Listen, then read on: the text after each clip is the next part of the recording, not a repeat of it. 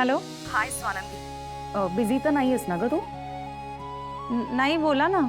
स्वानंदी, मला ना आता आनंदची जरा काळजी वाटायला लागली आहे. समरशिवाय जगणं मुश्किल होऊन बसलंय त्याच्यासाठी. आणि त्यात कधी नव्हता एवढे दिवस घरी पण आहे ना, त्यामुळे जरा जास्त त्रास होतोय त्याला.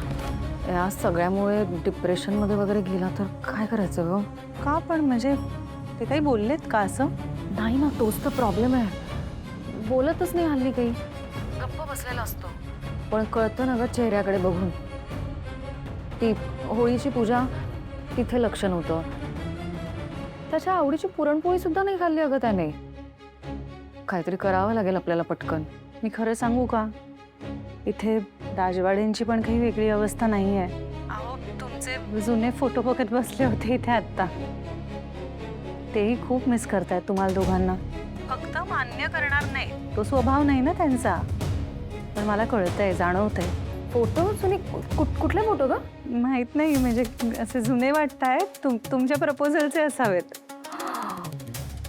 बापरे, शपथ सांगते तुला स्वानंदी, आता आनंद सुद्धा त्याच दिवसाबद्दल बोलत होता. त्याच आठवणी सांगत होता तो. किती सेम विचार करतात ग दोघं. पक्के मित्र आहेत. फक्त ना आता हे दुष्टचक्र पटकन संपावं बास. लवकरच संपणार आणि बघा सगळं नीट होईल. म्हणूनच तुला कॉल केला मी. माझा तुझ्यावर पूर्ण विश्वास आहे. मग झालं तर तोपर्यंत काळजी घ्या दोघंही. बोलूया. Good night. हा,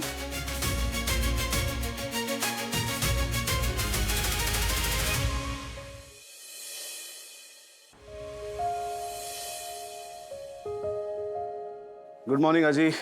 गुड मॉर्निंग पिंट्या. अरे पिंट्या, रंगपंचमी तोंडावर आले. म्हणजे दरवर्षी तू आणि आनंद मिळून हा कार्यक्रम ऑर्गनाईज करता ना. यावर्षी आनंद नाही म्हणून म्हटलं कार्यक्रम होणार आहे की नाही. कसला कार्यक्रम?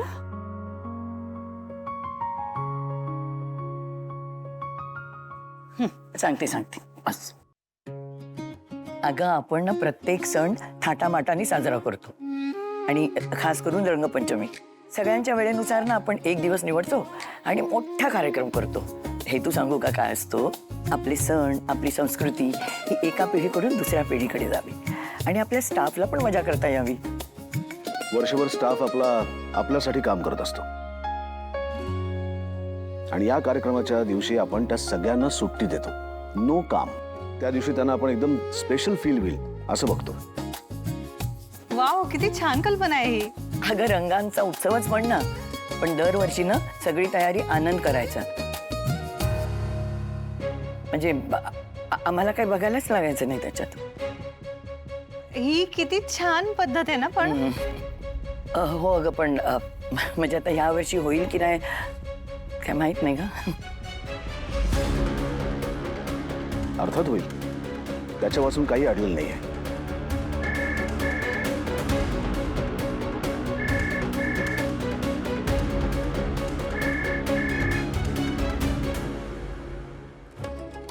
ऐकलत ना, काही अडलेलं नाहीये त्यांच्याशिवाय.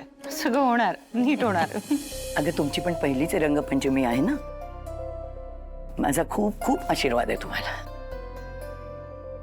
म्हणजे इंद्रधनुष्याचे सगळे रंग तुमच्या संसारात उतरू दे. थँक्यू आजी. थांब, एक गंमत दाखवते तुला. नारायण, नारायण.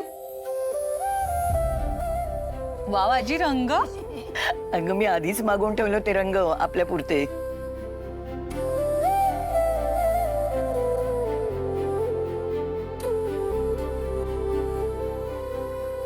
तुला रंगपंचमीच्या खूप खूप शुभेच्छा. थँक्यू सो मच आजी. नारायण दादा, तुम्हालाही शुभेच्छा. आणि सगळ्यांनी रंग खेळायचा यावर्षी.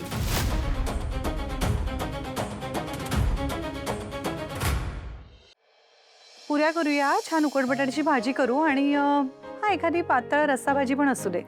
आळू वड्या किंवा छोटे बटाटे वडे ते खाल्ले जातात. हो हो, नाही वरण भात तर असूच दे, तो आवडतो सगळ्यांना. नको नको, पुरणपोळ्या मीच करेन. नाही, आमच्याकडे असं स्टाफला वेगळं जेवण आणि आम्ही काहीतरी वेगळं जेवतोय असं नाही. आमच्याकडे सगळेजण मिळून सेम खातील. चालेल. Okay, yes, thank you.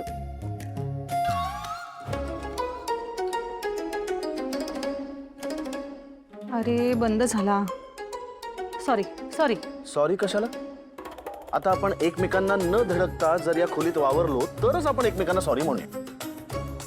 आणि धडकणं पडणं लागणं हे नॉर्मल आहे असं आपण डिक्लेअर करून टाकू. आणि ओके म्हणू नका. आणि हे काय लहान मुलासारखं असं गालाला रंग लावून फिरताय? ते इव्हेंट उद्या आहे ना? मग आजपासून काय काय वॉर्मअप वगैरे करता की काय? नाही नाही, हा तर आजीनी लावला. आजी. ओ असं रिॲक्ट होऊ नका. मला स्वतःला ही रंगपंचमी खूप आवडते. तुम्ही काय पिचकारी वगैरे पण घेऊन आलात की काय? हो, मोठे फुगे पण आणलेत. तुम्हालाच फेकून मारणार आहे. चांगलं आहे, मजा करा. थँक्यू. आणि बाय द वे जेवणाचं तुम्हाला बघण्याची काही गरज नाहीये. मी बाहेरनं रेस्टॉरंटमधनं ऑर्डर देतोय. म्हणजे बेसिकली माझी आवडती कुठलीच कामं मी करायची नाही आहेत का तुमच्या राज्यात? मग मला आवडतं. आता देते ना मी ऑर्डर, मग गप्प बसा ना. तुम्हाला दमायची हौसच आहे का? हो, मज्जा येते, मला खूप छान वाटतं. ठीक आहे. आणि मी माझ्या ओळखीच्या ताईंशी बोलत होते. तसंही मला दमायला मी नाही करणार आहे काम. त्या येतील मग करतील पटापट. छान. एन्जॉय.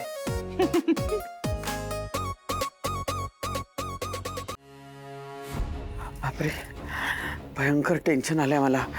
त्या रोहिणीने काही तोंड उकडलं ना, वाट लागली आपली. चिल मॉम, काय टेन्शन घेतीयस तू? टेन्शन काय घेऊ नको, तुझ्यामुळे झालाय सगळा गोंधळ. मी काय केलं? तमाशा केलास, तमाशा. सगळ्यांसमोर तमाशा करायची काय गरज होती? हंटरनी मारतोय त्या रोहिणीला. अरे मी तिला बाजूला घेऊन समजवलं असतं, माझ्या पद्धतीने हँडल केलं असतं रोहिणीला. पण नाही, आम्हाला एकच गोष्ट माहिती आहे, अंशुमन म्हणजे डोकं वापरायचंच नाही.